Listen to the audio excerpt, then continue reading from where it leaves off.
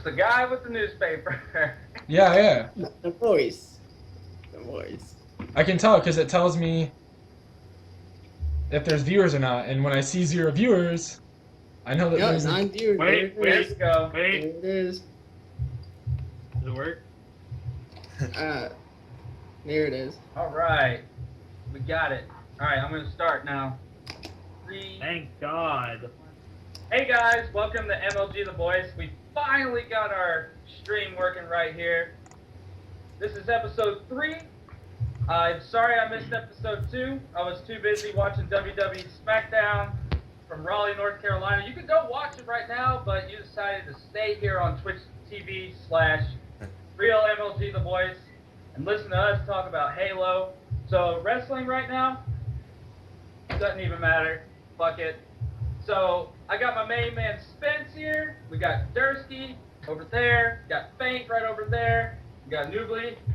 So I'm doing freaking fantastic for a Friday. What's going on, Spence? How you doing, bud? Oh, I'm doing amazing. In the middle of a move here, but still showing up for the show. Try to put it on time. It's my bad, guys. Totally failed real hard on this one, but it's no big deal. We got it now. I'm pumped to be here discussing some pretty controversial topics this week. Speaking of people in the middle of controversy, Dursky, how you doing, buddy? I'm doing good. For all you that don't know me, I'm Dursky. I'm on the Team Warriors. We just got second place at Providence. Since after the tournament, I've just been gaming still, actually. I've been playing a lot of the new settings, trying to find, whether it's 4-shot kill, 5-shot kill. I know I definitely want to go with the no sprint factor, but I'm going to keep putting in the time to find the right settings to make Halo enjoyable for next year. Sounds good, dude. But somebody who has been in the Halo scene, but yet he has been banned. We gotta catch up times with this guy, Faint. How's it going, buddy? It's going good. You guys don't know me, I'm Faint. I went pro in the beginning of this year, and I just kind of got banned, so I couldn't do anything the rest of the year. Wash up! He'll be showing everybody over in 2012 season, pretty sure. But another guy that we got here, he's a cast member of our show, an original, Nubly. How's it going? So guys, Nubly, I haven't been playing a lot because of finals and everything, but hopefully now with winter break, I'll be playing a lot more, making sure I can kill Fane as much as possible online, make myself feel better. So other than that, I'm good. Alright, see if I can find my phone. I can't find it, but our first topic of the night, it's got a lot of talk going around the community right now, especially in the coaching world, and everybody for that fact, is the Atlas. I've looked into it. I didn't buy it, but I got the trial version. Spence, can you tell us anything about this app that we got? From what I've picked up from everybody else, Atlas is kind of like it's probably best for a coach. It gives you the overview of maps with where weapons are coming or are dropping, and OS and stuff is going to be coming up and stuff like that. It helps. You can't use it in LAN play. It's for online play at this point, so it doesn't really help us yet. But there's possibilities for us to help, us to get it in the future. To me, at this point, it seems kind of pointless and almost like, I don't know. It seems like the idea is there, but it's just not ready yet. So I don't know. I mean, there's a lot more I'm sure that they can do to it, but we'll see. I agree with Spence.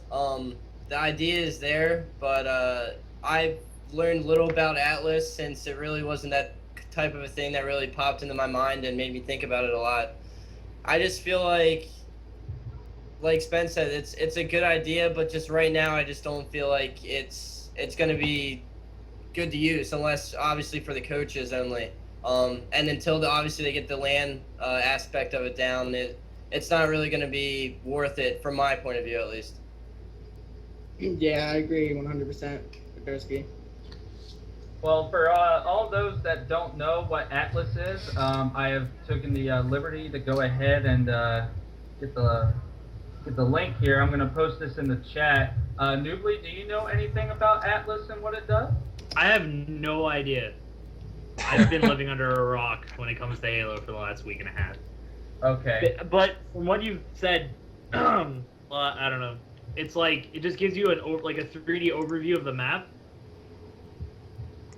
Yeah, kind of. It gives you like an So, like, overview, and it gives you. They did that for Counter Strike a long time ago. But it was like printable. Yeah, this It is gives you like 3D overviews of the map. But this is like digital. yeah, this is an app you can get on your iPhone, your Android, your iPad, which probably would be the best application for it. Oh, okay. All right, I get it. Sounds like a cool idea, but I don't know. I would have to see it to. Well, I mean, I guess if you haven't really heard about it, then it can't be that cool. So. I said it sounds cool, not it is cool. What's wrong with you? We got it. If you guys want to go check it out, it's available on the Android, the iPhone, and go check it out. It's on HaloWaypoint.com. You'll be able to find it there. But for the future, we would like to see this work on LAN, 2.0. It would be awesome. But for right now, I think it's more for the casual gamer. It would definitely be awesome if you want to go play Team Slayer playlist or Arena or something like that. But anyway, moving on to our next topic, I wanted to talk and touch up on Halo Reach settings that we got in the MLG playlist right now. I can pretty much go ahead and guarantee almost maybe 90% that we'll be using no bloom for the MLG Pro Circuit next year. But the question is that I'm wondering, and I'm pretty sure everybody's wanting to voice their opinion on this, is no sprint on start, and AAs and armor abilities in general, even for pickup. I'm going to take this question to the players and ask Dursky and Faint. Faint, why don't we get your opinion about the whole thing first? What do you think should happen? I think they should definitely go with no sprint, because sprint it's too chaotic, especially with no bloom. It just seems like the map is broken. But what they need to do is scale down the maps. That's what I think. Countdown isn't a really good map for no sprint, and neither is Sanctuary. And let's see, what about armor abilities for pickup? Like, do you think we could go for no sprint and like have a Bade or sprint in the map as a power weapon or something like that, or whatever? I think sprint would not work if you just a regular pickup.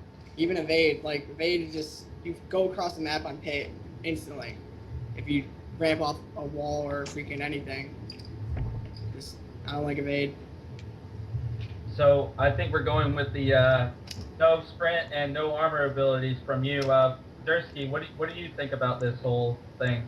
To start, 5-shot kill I think is the right way to go with definitely no sprint, obviously no bloom. When it comes to the armor ability side of the game, I feel like jetpack should stay. It is a armor ability that I feel like it can't really be abused as much as an evade. You know what I'm saying? Like getting out of ridiculous situation, like flying across the map. But it really is like good to keep the jetpack in my eyes. Definitely no evade. Definitely they should not put a sprint on the map to pick up. I just don't think that's a good idea, having the sprint on the map.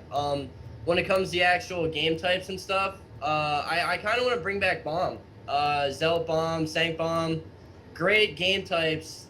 I don't know why we didn't get them through into the whole season, but we do need to bring back bomb. Like I said, for Sank and Zealot, we need to try out some of the new maps on Halo Anniversary. I've yet to purchase the Anniversary or download any of the maps, so I want to get to that before Christmas time.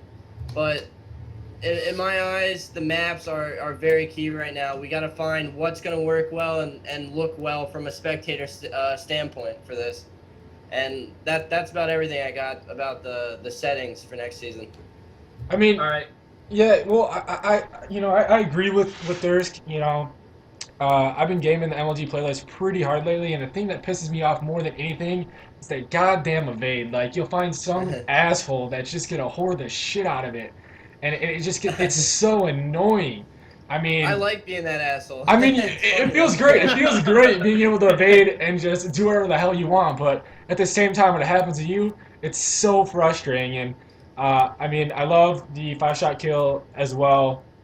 And as much as I love the pistol, and as much as I'm just sick with the pistol, I just cannot see it in any sort of MLG play. It's just too, yeah, it's, it's too overpowered, and I don't know. I just, hopefully they throw that out, and like, I would love to see bombs, game types being thrown back in. I'd love to see Beaver Creek thrown back in. Um, I'd like to see just something other than gray, to be honest. Yeah. And It's Jetpack's fine. I have no problem with Jetpack. Just any other armor ability, just no way. I'd say pass on those. But how the MLG playlist is now, it's pretty close. I mean, a few other little tweaks, but we're almost there, I'd say. Yeah, I think we're getting pretty close to.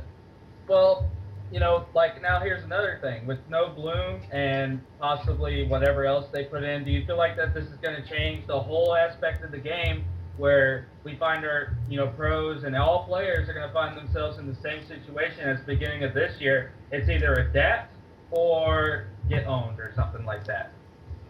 Yeah. I'll go in first on this topic. Basically, the way I see last season, yeah, the game is obviously different. You got sprint and a lot of, I guess you could say, bullshit in general with the bloom and everything. But if you look at it, a lot of the kids who put in, I mean, the majority of the time to work their ass off and, get better at the settings and adapt to them are the ones who were successful. In my eyes, the pros, I guess the older pros, that can look back on the season and be like, oh, this game sucks, this and that.